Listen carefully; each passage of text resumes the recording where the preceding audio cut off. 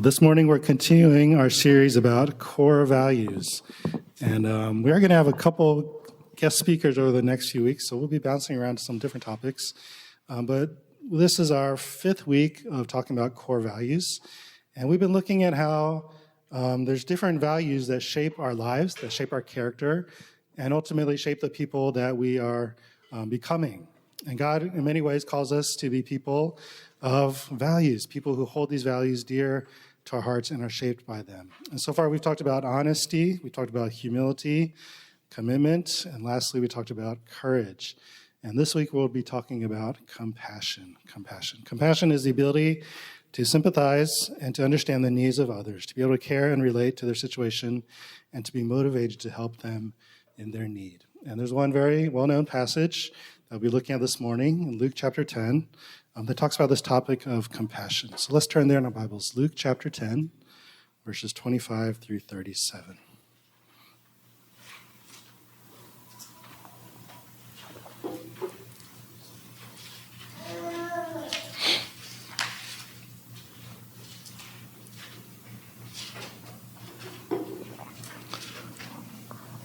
Luke chapter 10, 25 to 37. Follow along as I read.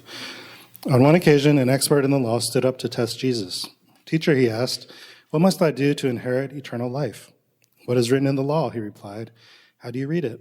He answered, "Love the Lord your God with all your heart, with all your soul, and with all your strength, and with all your mind, and love your neighbor as yourself." "You've answered correctly," Jesus replied. "Do this and you will live." But he wanted to justify himself, so he asked Jesus, "And who is my neighbor?" In reply, Jesus said, "A man was going down from Jerusalem to Jericho when he was attacked by robbers. They stripped him of his clothes, beat him, and went away, leaving him half dead. A priest happened to be going down the same road, and when he saw the man, he passed by on the other side. So too a Levite, when he came to the place and saw him, passed by on the other side. But a Samaritan, as he traveled, came where the man was, and when he saw him, he took pity on him. He went to him and bandaged his wounds, pouring on oil and wine. Then he put the man on his own donkey, brought him to an inn, and took care of him. The next day he took out 2 denarii and gave them to the innkeeper. Look after him, he said, "and when I return, I will reimburse you for any extra expense you may have." Which of these 3 do you think was a neighbor to the man who fell into the hands of robbers? The expert in the law replied, "The one who had mercy on him." Jesus told him, "Go and do likewise." We'll stop right there. Here we see a very interesting interaction between Jesus and someone who's called an expert in the law. And he asked Jesus a pretty big question. "Jesus, how do I receive eternal life? How do I find the path to eternal life?" And as Jesus often does, he replies to his question with another question. And he asks him, "Well, what do you think? How do you read it?" And so the man replies, "Love the Lord your God with all your heart and love your neighbor as yourself." And Jesus replies, "Very good. Good job. Right? You have a good answer." And here Jesus is not saying that, we receive eternal life by doing good things, by our works, but he's saying that as we love God, as we follow him, we'll be drawn to the saving power of Christ. And so this man has another question. He's not quite satisfied. He says, "So Jesus, who is my neighbor? Who is my neighbor?" Here's an interesting question. Who is my neighbor? Why is he asking this question? For us, it may seem obvious. Who's our neighbor? The people around us, maybe the people we live around, maybe our friends and family. But at Jesus' time, this was a very divided world. The Jewish people were under occupation by the Romans. They had enemies on all sides. Even their own culture was very stratified economically. And so maybe this man was thinking, who do I need to love? Who am I obligated to love as my neighbor? And again, Jesus, instead of answering his question, gives him kind of another question and replies to him with a story. And of course, we know the story well, probably, about this man who's traveling, and he was attacked and left for dead on the roadside. And during Jesus' time, it's very dangerous to travel. And particularly this one road was a very well-known road for being very, very dangerous, traveling between these 2 cities. And this man who's laying on the side of the road, he's passed by 2 people. One is a priest, and the other is a Levite. And these are 2 well-respected and upstanding members of Jewish society. They were seen as the most respected and moral people in the culture. They were the spiritual leaders of the nation. And in many ways, what they were doing was very proper. For these Levites and priests, They were not to touch dead bodies. They're not to touch, Gentiles and be kind of like made unclean by that. And so they, in order so that they continue to serve the Lord, remain ceremonially clean. So they just passed by the other way. And so in some sense, they had good reason for passing by this injured man. Maybe we can think of some of the reasoning as they passed by. Oh, it's too dangerous if I stop and help this man. Maybe my life will be at risk as well.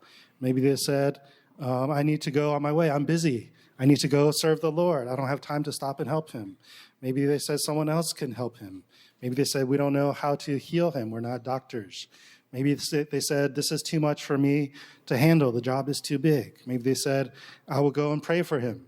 Maybe they said, this is his own fault. He should have been more careful, or he shouldn't have been traveling by himself. But maybe they had some reasons, maybe good or bad, for not stopping to help this injured man. But yet, the case is, he was still there. He was still lying by the side of the road. And so here Jesus, as he's telling this story, this parable, he throws in a plot twist. Right? I know some of you guys watch a lot of movies and drama with a plot twist at the end, right? This is a plot twist from Jesus' story. He says, a Samaritan man comes by, takes him, treats his wounds, puts him on his donkey, takes him to an inn, promises to pay for his expenses, and even more. The Samaritan man stops and shows compassion and helps this man who is in need. Not only is he caring, but he's sacrificial and generous with his time, money, and energy. And why is this a plot twist? As we know, the Samaritans were kind of like the enemies of the Jews. They were two people who did not get along. And their conflict went back many, many generations. This conflict was based on divisions about land, about religion, about ancestry, about race, and basically just, racial tension over years and years and generations. These are two people who did not like each other very much. And often we talk about this story as the Good Samaritan, right? The story of the Good Samaritan. But a Jewish person would never say those two words together. They would never say good and Samaritan. They would say these are people who are dishonoring God and living immoral lives. And yet, as Jesus is telling this parable, he makes the Samaritan the hero of the story. Okay, the Samaritan is the hero. The Samaritan is the one who does what is right. And so the question we have is, why is Jesus saying this? Why is Jesus making the Samaritan the hero? And what is he trying to communicate to the people who are listening? When I read this story, I see that it's much more than a parable about helping people in need. It's not just a parable about helping someone who's hurt or injured or helpless. But here Jesus is going a bit deeper. He's telling that this parable is about the walls that we have that keep us from seeing the needs of other people. Okay, he's telling us about the walls that we have in our life that keep us from seeing the needs of other people. And it's easy for us sometimes to define who in our lives are worthy of compassion. Right? Some people we would say they're deserving of our help, some are not. Right? Maybe we look at people who are in difficult financial situations and we say, well, maybe they should have handled their finances better. Maybe they should have planned ahead or saved up. Maybe we look at people who are struggling with health issues. Maybe we say, well, they shouldn't have, treated their health like that. Maybe they should have taken care of themselves. They should have eaten healthy or exercised more. Maybe we look at people who've made certain choices about their bodies or their identities, and we say, well, that person, should be turning away from that worldview or those beliefs and following the Lord. Maybe we look at people who are maybe displaced from their countries or their homelands, maybe trying to find a better life, and we say, well, they should follow the legal pathways to improving their life situation. And sometimes it's easy for us to look at other people in our world and sort of have these boundaries, these walls about who we feel compassion towards. And sometimes it's easy for us to think, well, only people who are, truly helpless, they truly have been responsible, they've truly made good decisions, but yet they're in a difficult situation, those are the people who are worthy of our compassion. And sometimes it's easy for us to put up walls around who we think deserves our care and our interest. But what we see from Jesus' story here and from all of Scripture is that compassion is not for those who deserve it. Compassion is for those who need it. Compassion is not for those who deserve it, but compassion is for those who need it. Here, Jesus points out to this man, the one who was a neighbor, the one who cared for the person in need, was a Samaritan, someone that you would consider, despicable. But yet, he was even able to show compassion to someone in need. And so Jesus is encouraging us and challenging us to kind of break down some of our walls of who we think is deserving of our compassion. A lot of times in our culture today, I see so many Christians who are angry at the world. They're angry at the world. They look at the world around them, and they're so angry. They're angry about the economy. They're angry about politics. They're angry about government. They're angry about the internet. They're angry about what's on TV or forms of entertainment. They're angry about immigration. They're angry about crime. They're angry about healthcare. And I'm not saying that it's wrong to be angry about these things, but sometimes our anger towards issues can turn into anger towards other people. And in some ways, our anger can overwhelm our sense of compassion. Because we are aligned against certain beliefs or issues or belief systems, our anger replaces our compassion for those who are in need. And God doesn't tell us that when we show compassion, we need to agree with everybody. He doesn't say that we need to adopt their beliefs or encourage their beliefs or support them with certain legislations. But Jesus tells us simply that when you see people in need, we should have compassion for them. We should live as Jesus called people, to care for them, to love them, just as Jesus loved us. We see that many ways our compassion can be overwhelmed by our own focus on ourselves. Our compassion can be overwhelmed by our sense of focus on our own needs rather than on the needs of others.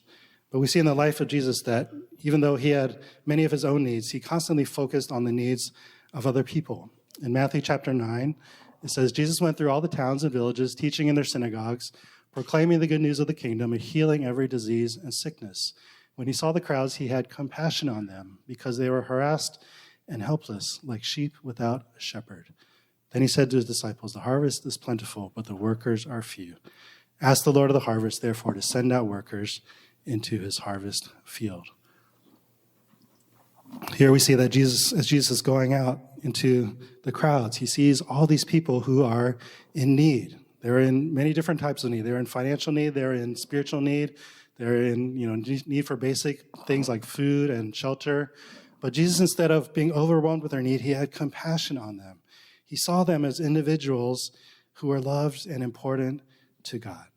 And I think that's the key thing for us, that as we look at the people of the world around us, we don't see them as issues or controversial decisions, but we see them as people that God cares about. Every person that we encounter in our lives is someone who is worthy of God's love and God's grace. Each and every person that we run into in our lives is created in the image of God, whether they're rich or poor, educated or uneducated, strong or weak, young or old, able-bodied or unable-bodied. Each and every person is valuable and precious to God. Right? Do you believe that? Do you believe that? That every person we see in the street or on TV or online or on the news, each person matters to Jesus. And every person that we meet today is a person that matters to God. And when Jesus looks at the world around us, when he looks at the people in our world, in our community, he doesn't judge them as people who are messed up or broken and worthless, but he sees them as a shepherd sees his sheep, people who need compassion and care. And he calls us as his people to go out into the harvest, to share the gospel, but also to bless and to love people with compassion. Too often it's easy for us to focus only on ourselves, to focus only on our own needs, rather than looking towards the needs of others. In Philippians 2, Paul says, do nothing out of selfish ambition or vain conceit. Rather, in humility, value others above yourselves, not looking to your own interests, but each of you to the interests of others. To have compassion means that we look beyond ourselves. We look beyond our own needs, our own agendas, and see the needs and the hurts, the pains and the problems of other people. One writer, he's kind of like a popular psychological writer, he says this: self-absorption in all its forms kills empathy, let alone compassion. When we focus on ourselves, our world contracts as our problems and preoccupations loom large. But when we focus on others, our world expands. Our world expands. Right? When we only focus on ourselves, our world becomes smaller and smaller. It becomes all about us, all about what I'm going through, what I need to do, my to-do list, my checklist. But when we allow God to open our hearts with compassion, our world expands. Our world expands. You might have heard this news story, I think it was about a year ago, about a woman who was arrested for throwing food at a Chipotle employee, right? And this incident was caught on video, kind of went viral. This woman was very upset about her service at Chipotle, and she ended up throwing her burrito at the worker because she was so angry, right? And eventually she was arrested, put on trial, and the judge gave her a very interesting sentence. She said, you can either serve a 180-day jail sentence, or you can reduce your sentence by working 20 hours a week as a fast food restaurant worker. Right, very interesting. She accepted the offer and went on to work at some fast food restaurant. And I think this is a very interesting incident because the judge was teaching her a lesson, right? He was teaching her to walk in the shoes of someone else. And I know many of us here have worked in food service or some type of very direct customer-oriented workplace, and it's hard, right? And I know people who've gone through that. They say, I do my best to treat workers the best that I can. And I know many people who've worked in a restaurant, they leave big tips as much as they can because they know how hard that work is. And so this judge was teaching this woman a lesson that you need to learn what it means to walk in someone else's shoes. And I think when we do that, when we allow God to help us see through the eyes of another person, it helps God to develop compassion in us. We see that they are going through struggles that we may not understand. They're going through challenges that are not like our challenges. And when we begin to put ourselves in the shoes of another person, we can see through their eyes and can see them maybe as Jesus sees them. And we can grow our hearts towards in compassion. A few months ago, I went to a lunch that was for pastors hosted by a local church, and it's on the topic of refugee ministry. And I kind of knew some things about refugees, but it was very informative for me. I learned that refugees are kind of a special class of people. They're people who've been displaced from their homelands because of either political situations or violence, and they're designated as refugee with refugee status. And actually, the United States government has a large program that welcomes over 100,000 refugees to legally immigrate to the U.S. Okay? And these are not people who are trying to come to the country illegally, but they're welcomed by the U.S. government and put on a path towards citizenship. People who have been forced out of their home countries and basically don't have a place to live, and they're living in between countries. And there was a man there who's actually sharing about his family. I believe they grew up in Cambodia, and they immigrated to the U.S. They were welcomed by a church there. His whole family became believers. He eventually became a pastor and a missionary himself.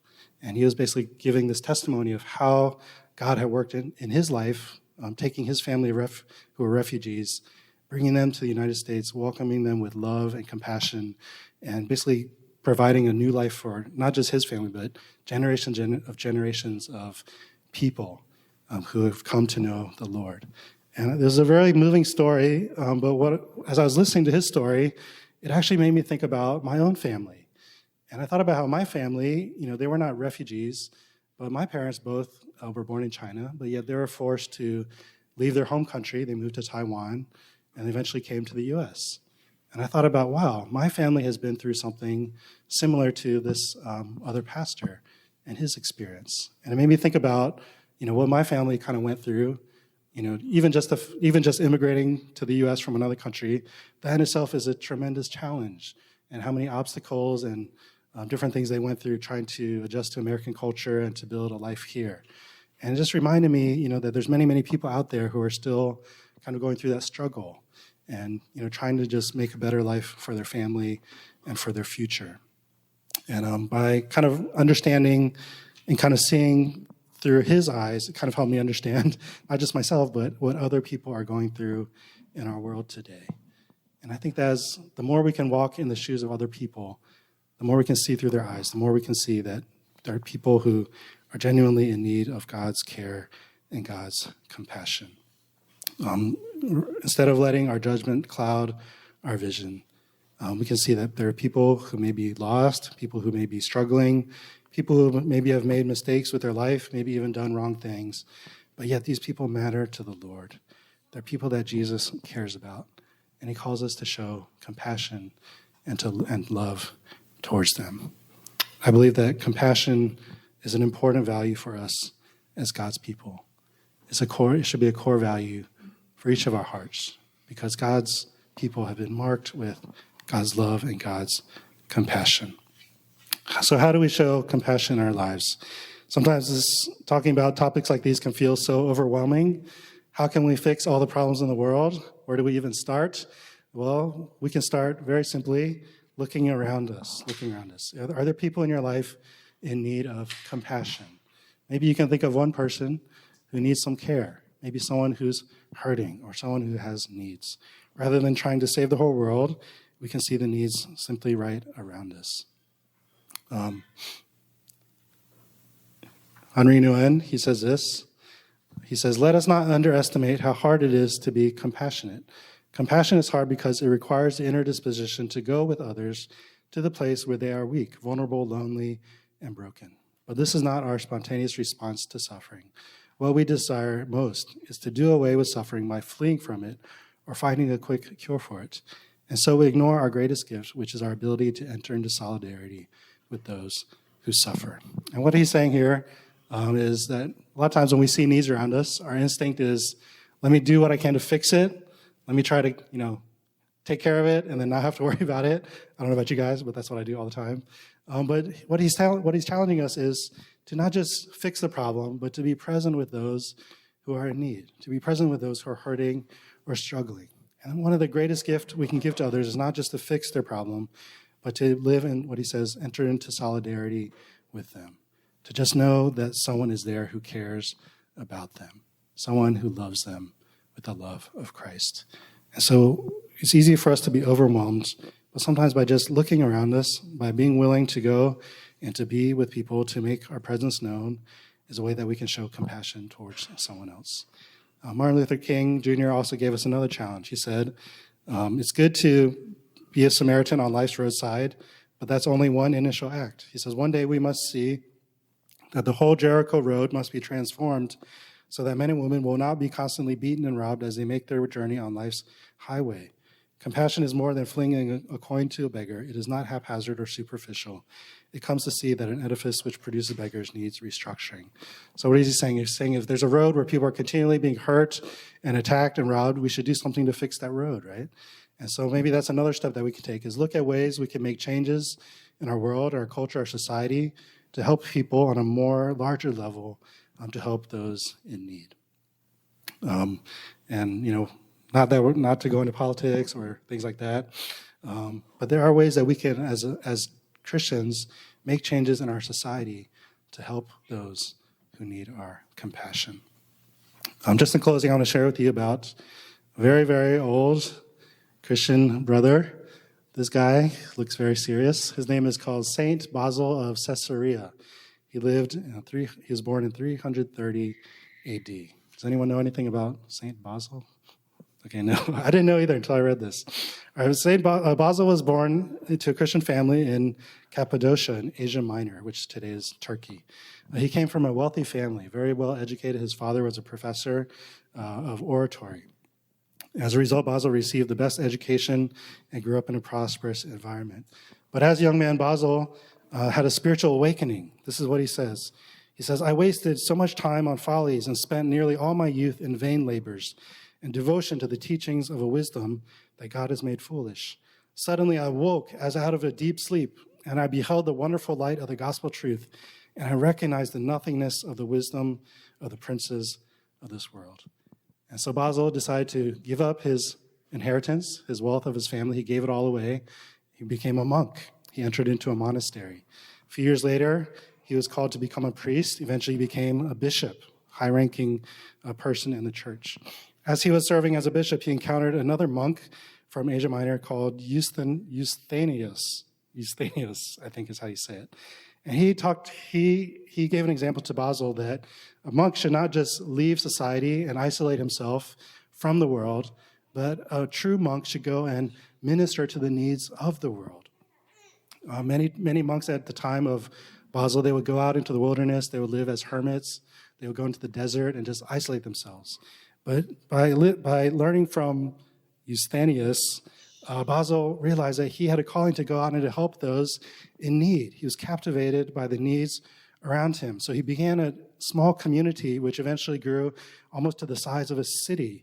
And this was a place that people called Basileus, the city of Basel.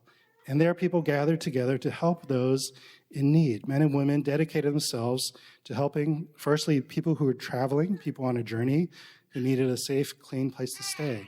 Secondly, he helped people who had medical needs. He began to train doctors to take care of people and to provide treatment for them, people who were sick. Many of these included people who were the furthest outcasts of societies at the time, people who were lepers, people who were rejected by society, who had nowhere else to go, no one else to care for them. Basil's community also took in orphans, people who were children who were without homes, and helped raise them. In the year 369, there was a great famine across the land, and Basil provided a way for food to be distributed to people who had nothing to eat. In fact, one of the ways was he made soup for them, and they distributed soup for people who were hungry. And so it said that Basil created one of the first soup kitchens to help people who didn't have food. Later on, this community grew and grew, and eventually he was able to provide free medical care for anyone who came to them. He trained doctors who were studying medicine, who trained other doctors who cared for the patients. And eventually, this community of Basil's people became known as actually one of the first ever hospitals ever to come together as an institution.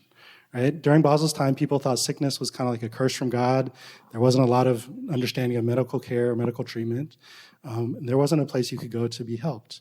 But St. Basil's community was one of the first places that someone could go free of charge to receive medical care, to be cared for by trained doctors, and to be healed, to be cared for with the love of God. Right? St. Basil's life eventually produced a trend, a movement of hospitals being placed in other churches, in other Christian communities. Eventually, by the 8th century, the Roman Emperor Charlemagne, he made a proclamation to the whole empire that every church and monastery had to have a hospital attached to it. And so healthcare became an integral part of the Christian faith, helping people spiritually and helping people physically as well. One historian called Basil's achievement one of the 7 great wonders of the ancient world. He said the other wonders were dedicated to the greatness of those who created them, but Basil's philanthropic foundation was a testament to God's love for people and God's compassion for them. Very interesting fact. Today, the Catholic Church is the largest private healthcare organization in the entire world.